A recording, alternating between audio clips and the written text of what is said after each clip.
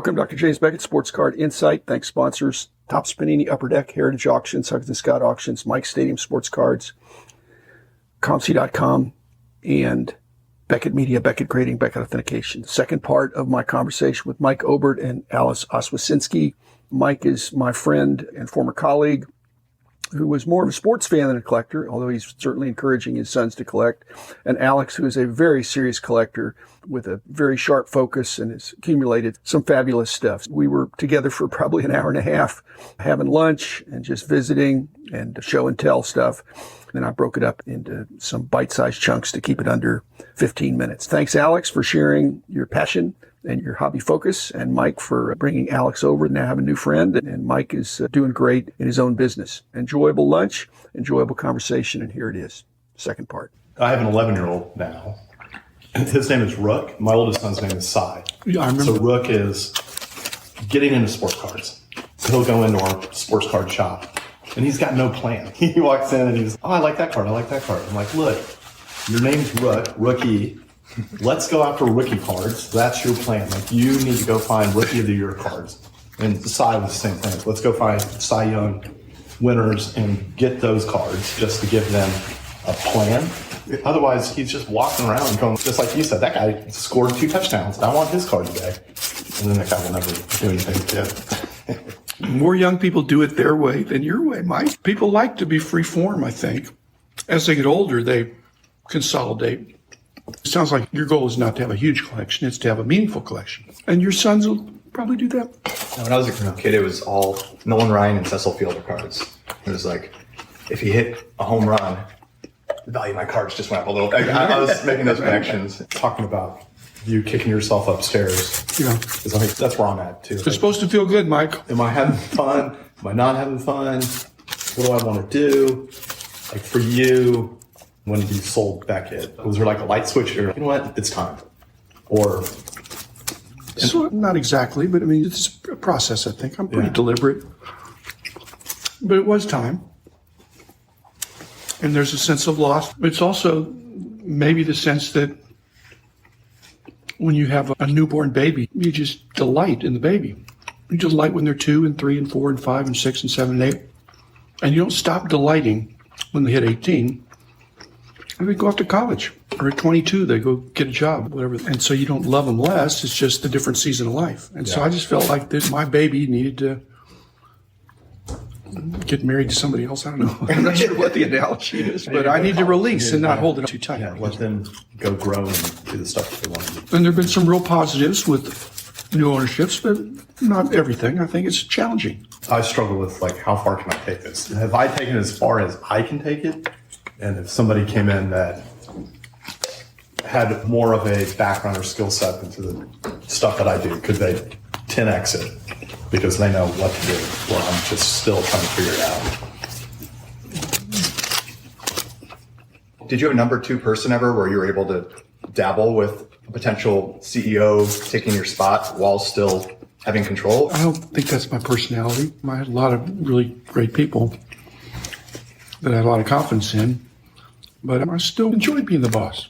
I enjoyed being the chief vision officer too. But I think I was at the top of my game at one point. And toward the end there, I don't think I was. It wasn't that somebody could do better, is that maybe a new structure would allow the company to further blossom and allow me to get back some margin in my life. And that was really true. Mike, it's been 18 and a half years since I sold the company. And I'm really enjoying my life. Yeah. I was over there yesterday, dropping off some stuff. Yeah. And visiting with a couple of guys. So I like that better than sitting in my office and waiting for a problem to knock on the door. You've got a problem. What are you going to do? We got something going on.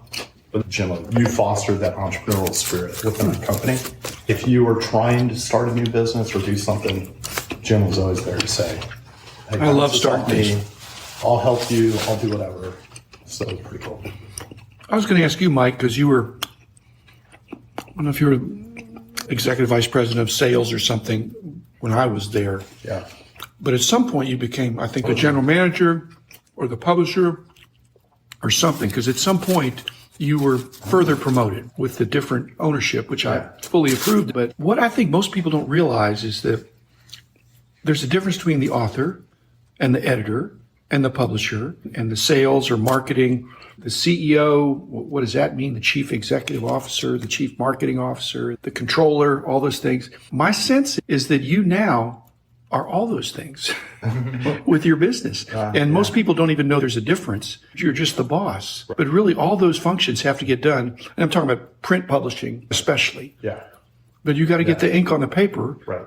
Somebody's got to know how to deal with a printer. Somebody's got to make sure there's not just meaningful editorial pages, but meaningful ad pages that don't take away, but add to the presentation. So you've been having fun with that. I've been having a lot of fun with it. Yeah, just the accountability boxes and roles that people do.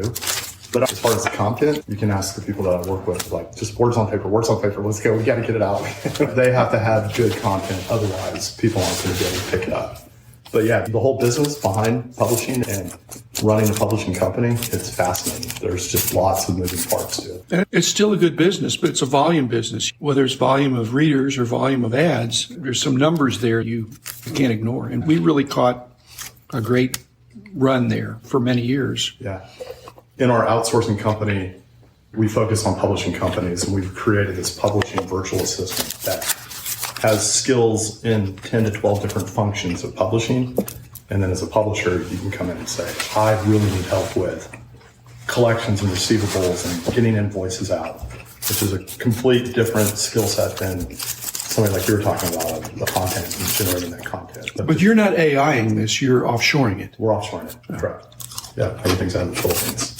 Do you think there'll be AI to compete with the offshore? They're seeing more and more AI that's coming into place, but where we're going to fit into the puzzle is there's still going to have to be some sort of human eyes on what the AI is doing and creating. And so I think that's where we're going to fit in, and that's currently where we are fitting in, is QAing, photo editing on images. Like, it's all being done AI, but they still need somebody to go through and say, that one was messed up, or they didn't do the right thing on this, so they kick those out. So that's where I think I'm going to fit in. It's like editing and kind of like reviewing exceptions. I saw recently an AI-generated high school football article that said high school football team beats high school football team in a high school football game. That says it all. That's why you're going to need somebody to go through and check that part of the AI. But yeah, it's ChatGPT. It's here. We see a lot of it. You're trying to expand your business, and there's lots of ways to do it. You can get new products. You can charge more. I guess you can make money by cutting costs too, but you've either got to have more products or higher priced products or more customers, all those things. How's Fanatics going to increase the trading card industry by 10x?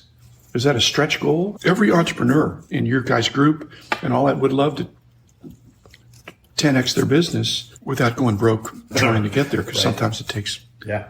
So is that just marketing sizzle?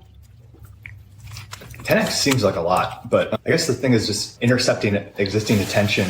Sports being like one of the only live action real things on TV. And they can insert trading cards with celebrity influencer players at some sort of frequency, and that's going to capture people. That single thesis seems to be the only way you're getting tons of eyeballs that you wouldn't normally get. Mike, I consider you more a sports guy than a collector guy. Correct. Yeah. And that's how they have to do it. They have to convince Mike. I got the collecting gene, I think. So I think it's nature and nurture. Yeah. But somehow I've been a collector and hold on to things for a long time. But even in spite of working in our company for a long time, I don't think you ever became a real hardcore collector. Correct. And yet, Alex, did you just step right into it? As a kid, I was an only child and going to my friends' houses and stuff. But other than that, I had two older parents, and I would just entertain myself endlessly with cards. So I guess, was it just me feeling boredom, or was I wired for it? I'm not sure. But I know that in the last 5 years, coming back into it, it's still there. And there's some mashup of nostalgia and kid-like emotions. Yeah. Just the fact that I love these little pieces of history and learning and going down new wormholes. And I just think that the fact that there's the global supply of these things, and you can really see how scarce it is. I'm like, I got 1 of 8 in the whole world of this special player or moment. And you could be very confident that maybe there's 2 more out there or something, but to have something really scarce and unique in the world. But you mentioned something. It's basically, it's out there. And so Mike knows it's out. There's a lot of people don't know it's out. They don't know that there's this ecosystem, this microcosm of sports or other things where there's passionate collectors that trade and buy and sell cardboard or other manifestations of the player in the sport. They don't know it's there. Mike knows it's there, but he's not becoming a super hardcore collector. You're out there. An important part of it, like you said, is knowing there's others out there, other people, other cards. There's something that I can chase, that I can really dedicate some time to this and enjoy the whole process, start to finish. And there's going to be other people that I'm going to get to know that are like-minded. Maybe your question is, are they collector? Will they keep the cards, or will they see Mike Trout holding up a card or whatever, get a urge to go to the card shop, but then not continue with it because they're not? There's a lot of competition for the attention. That's the problem with print media, is that when you go to the grocery store, usually people are going to the grocery store to get groceries. They used to go to get groceries in a magazine. Yeah, not anymore. And not so much anymore. Yeah, no. From Rook, we'll go to Nick's, we'll buy some cards. He's excited, pumped. He gets home, they go on his nightstand, and then they sit there. And then I'm like, where's your excitement? You were really super excited, but 2 months later, the cards are still sitting in the same spot. And I'm like, okay, well, what's the purpose here? What are you doing? He doesn't go back and look at them? Or he's on his device looking at, Playing Madden or doing that kind of stuff. But knowing if they're your kids, they love sports. It's not that's a consolation prize. I think that's part of it. Yeah. If they love sports, they've got a much better chance. So many of the people that have been participating in the explosion of the last few years was because they did love sports, and at one time they loved cards or had cards. Yeah. They jump back into it. Hey, it's bigger than it ever was. Yeah. If you were Rip Van Winkle, went to sleep for 20 years, and woke up in Chicago in late July of this year and stumbled into the Rosemont, the Stevens Convention Center, you would think, I've died and gone to heaven. This is amazing. One thing about working at Beckett, for me, just being all around it, became numb to it all. Because there were so many cool things coming through our office all the time. It's autographs and signed things, and it was just constantly in front of you. But I just became numb to it. One of the times when we were moving offices, we were cleaning stuff out, and we came to this little corner of you open it up, and there was all these signed jerseys, like old ABA basketball signed by like little Bow Wow. You're like, where did these come from? Like, why did we have these? And what magazine was this in? And why? And it's just sitting over here in this corner. And there was just all these little nooks and crannies around the office that just had this cool stuff all around it.